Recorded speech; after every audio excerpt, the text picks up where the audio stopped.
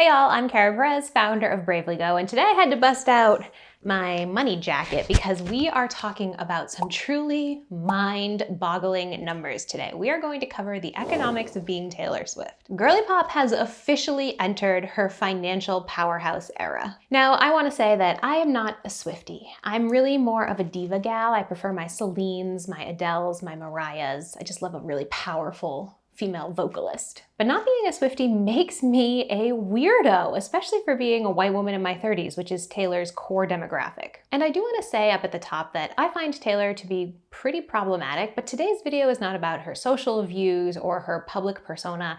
It is about the money she is making. It is about her economic impact, the money that went into creating Taylor Swift and the money that Taylor Swift now creates. If you're into this kind of content, please consider becoming a patron. Our patrons get exclusive content like quarterly AMAs with me, exclusive bonus videos, and the ability to help us choose which kind of content you want to see on this channel and over on Instagram. Our patrons also help keep our channel alive. So if you feel like what we do adds value to the financial world, please find that link in the description and become a patron. Now, as you probably know, Taylor Swift is on tour. The Eras Tour began in March 2023, and it pays homage to every era of Taylor's 17-year career. The show takes about 3 hours to perform with a set list of 44 songs and is broken up into the distinct eras of her albums and her career. And it is on track to become the biggest tour of all time, only a third of the way through. Let's start with a little Taylor background. Let's start with some stats. Taylor is 33 years old. She has recorded 10 original studio albums, 3 re-recorded studio albums, 5 extended plays, and 4 live albums. She has sold an estimated 114 million album units worldwide.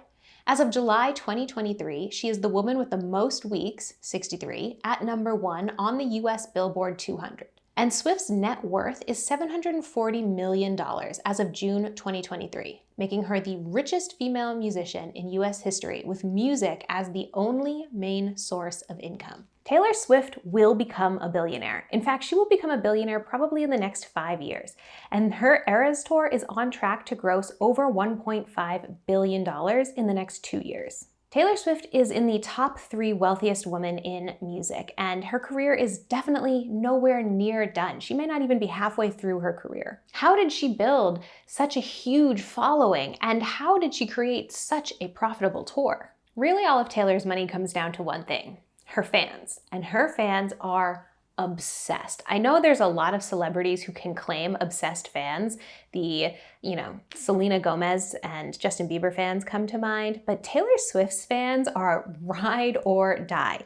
And this is a relationship that Taylor has actively cultivated and encouraged. Taylor is well known for hiding Easter eggs for her fans in her lyrics, her merch, and even in her tour performances. Easter eggs are references to previous work and sometimes even have specific meanings that she wants you to get, but she doesn't want to tell you outright. And hiding these Easter eggs is a fantastic way to build closeness with her audience. It encourages people to obsess over her content, to obsess over her lyrics, to listen to her songs on Spotify or on YouTube over and over and over again, to look for hidden meanings. And you can also use Easter eggs to acknowledge your fans, like Taylor recently did at a live performance on tour. Taylor incorporated a dance created by a TikTok follower into her live set. I mean, who doesn't want to see their favorite artist acknowledge them and something they created live on stage in a fun and sweet way? Something like that would absolutely bond you to that person forever. Taylor also uses Easter eggs to encourage fans to buy multiple copies of her merch, such as her albums. She puts different Easter eggs in different albums, so in order to get them all, you need to buy them all. Taylor Swift is also really relatable for the majority of her fans. Even though Taylor has been rich for her entire life, she comes from a very wealthy family, and even though she's been very famous since around 17 years old, fans still see her as their bestie, as just one of the girls. And this is because Taylor shares pretty openly about her love life through her music, and in her documentaries, she has also opened up about things like her disordered eating as well as her anxiety. Her fan base is far and away women, and sharing about the ups and downs of being a woman in pop culture and a woman in the limelight has really, really bonded her audience to her. Plus, she even went through the whole squad era where she was seen frequently in public without a boyfriend and instead with a group of her girlfriends, even bringing her friends on stage to perform with her. Female friendships are a really powerful bond, and Taylor has incorporated that into her public image very well. Swift also has a long history of being very generous with her fans and with the nonprofit world. It would honestly take way too long to list all of the charitable things she's done since becoming famous, so I'm just going to focus on things she's done during this era's tour. Swift has donated to food banks at every stop of the era's tour, as reported by the respective organizations, and she has exclusively employed various local businesses to fulfill her crew's daily requirements.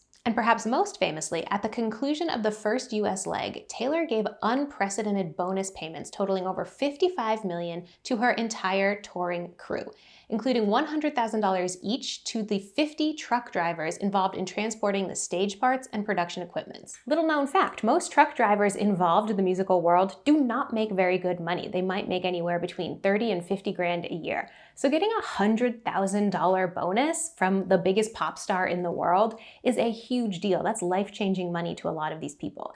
And I have to say, even though I'm not a Swiftie, I think this is a very stand-up thing Taylor did. Like, this makes me respect Taylor more. So if you're already a fan and you hear that she is treating the people that she works with very well, you're just going to double down on your fandom. And also, I found this interview that Taylor did in 2012 that reiterates to me that she has always treated the people she works with well. In 2012, Taylor Swift was on David Letterman and described backing up her car into her bassist's car. Letterman cuts in to say, because we know backup musicians have no insurance. And Taylor says, mine do. Again, a lot of very mainstream, very popular artists do not treat their touring musicians particularly well or pay them particularly well. And what I get out of this interview is that Taylor is paying them well and also providing things like car insurance. Again, I think a very stand-up thing to do. So how did Taylor Swift become the financial king of music? Let's talk about how musicians make money. To really understand how much money Taylor has made, we need to understand how musicians make money in general. Streaming a song, so listening to it on Spotify, generally generates between 1/4 and 3/4 of a penny for everyone involved in creating that song. So that means the singer, the producer, the songwriters, the music company itself, like the label, all of them have to split between 1/4 and 3/4 of a penny per stream. That's why you often hear artists talking about how streaming makes them no money. However, due to Taylor's popularity, she's a little bit of an exception to this rule. Taylor puts up huge numbers when it comes to streaming. Her most recent album, Midnights, did 1.8 billion streams in 2022. And this is just in the span of a few months. It wasn't even out for the whole year. Though I do want to note, she is not the king of streams overall. In fact, the actual king of streams is Bad Bunny. His album, Un Verano Sin Ti, was streamed 4.3 billion times in 2022. I mean, that absolutely dwarfs Taylor's 1.8. People are streaming Bad Bunny like it's going out of style. So while Taylor does make a little bit of money off of her streams, artists in general make the bulk of their earnings off of touring and off of album sales. Midnights, Taylor's most recent album, is her most commercially successful to date. Midnights, her 2022 album, sold 1.6 million copies in the first week alone. She is the only artist to have 5 albums sell over 1 million copies in a week. And Midnights sold over 6 million albums in just 2 months. So how much does an artist make off of the sale of an album as opposed to streaming a song? Well, albums cost anywhere between $20 and $30.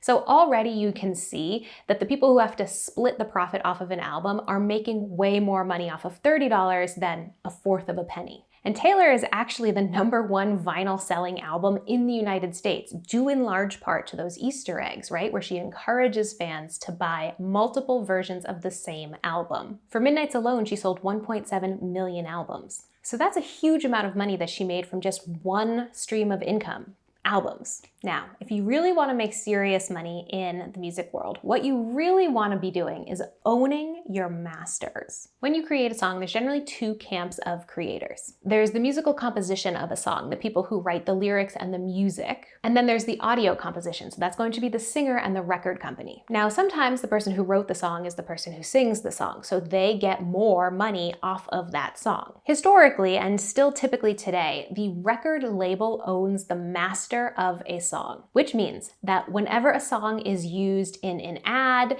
in a movie, in a TV show, whenever it is performed on television, whenever it is performed in general, whoever owns the masters is going to get paid in perpetuity. So for example, when Kate Bush's Running Up That Hill was used in Stranger Things, Kate Bush owns the masters of that song, and she made a ton of money. So basically, if you want to make real serious money, I'm talking about hundreds of millions of dollars in music, you need to own your masters. And as anyone who has even vaguely been paying attention to pop culture knows, there has been huge drama around Taylor Swift masters over the last couple of years. And it basically boils down to when Taylor first signed with Big Machine Records, Big Machine owned her masters to the first 6 of her albums. When Taylor Swift started becoming Taylor Swift, she really wanted to buy back her masters, but Scooter Braun, who is a manager to a lot of really famous people like Justin Bieber and Ariana Grande, actually ended up buying out Big Machine Records and thus her masters. And it was a huge thing going back and forth. Like Taylor tried to buy it from Scooter. Scooter denied that she ever tried to buy it. Big Machine was like, she did try to buy it, but she turned down the offer that we did. I mean, I'm not really sure who's telling 100% of the truth, but the point is that the first 6 Taylor Swift albums she did not own the masters of until she started re-recording her songs. So that's why sometimes on songs you see, red parentheses Taylor's version. That's the version that she owns, and she was able to do that because of a line in her contract. Also in 2018, Taylor signed at a new record label. She signed at Republic Records, and notably, a line in her contract says that she owns her own masters from here on out. So for every sale of a song that she owns the master of, she is essentially getting 100% of the profit. And every time that song is used in an ad, in a movie, she's getting 100% of that profit. Because this was covered so widely in the media, Taylor was also able to spin this story of owning her masters as a feminist victory. And fans wanted to support her by listening to Taylor's versions of songs or by rebuying albums that were Taylor's version because they wanted to support a woman in this industry that frankly is known for treating women like garbage. And finally, the biggest way that Taylor is currently making money is through touring. Touring is a major way that most artists make money, especially artists who don't own their masters. About 85% of the sale of a ticket goes to support the artist, who then in turn uses that ticket sale money to support the tour. So paying those truck drivers, paying the backup dancers, all of that money in general gets put back into the tour. And Taylor Swift is selling out seats to this tour like you would not believe. When tickets to the Eras Tour initially went on sale, she had 3.5 million people who wanted to buy tickets. And she was only able to sell 2 million because that's just how many seats were available in the stadium tour. And just to take one tour stop as an example, her LA stop was 6 nights at the SoFi Stadium, which seats 7,240 people. Each night was sold out. Taylor is doing a total of 146 stops on this tour. She's gonna be on tour for like the next year and a half of her life, and she is gonna be raking in major dough every step of the way. Taylor Swift is making so much money that it is literally impacting the economies of the cities that she is visiting with her tour. The Eras Tour is projected to have a $5 billion economic impact on the US. And that's because people are not just buying tickets to see Taylor, they're buying specific outfits to wear to the show. So now they are supporting clothing stores, they are getting hotel rooms so they can spend the night in cities, they are buying gas, they are buying public transportation tickets, they're buying food. All of this goes into a city's economic life, and all of it comes down to the fact that these purchases would not be made if Taylor did not perform in that city. So, to recap, Taylor Swift is quickly becoming the richest person in music, and she is doing that by creating a raving fan base that will pay for her products at multiple price points multiple times a year, including expensive price points like live tickets, leaning into the most profitable parts of the music industry, ownership of her masters and going on tour, and regularly releasing music. Taylor Swift seems like a pretty impressive person, but Taylor Swift is also a powerhouse business. This is a brand that is not going anywhere anytime soon. So what do y'all think? Have you gone to the Eras Tour? If you did, let me know in the comments. Did you go multiple times? One of my cousins has seen her like at least twice, I think 3 times on this tour. Have you ever bought a special edition album? Let me know in the comments. I'm really curious to talk to y'all about this. If you liked this video, give it a thumbs up. Make sure to send it to your favorite Swiftie and make sure to come back every Monday for new videos.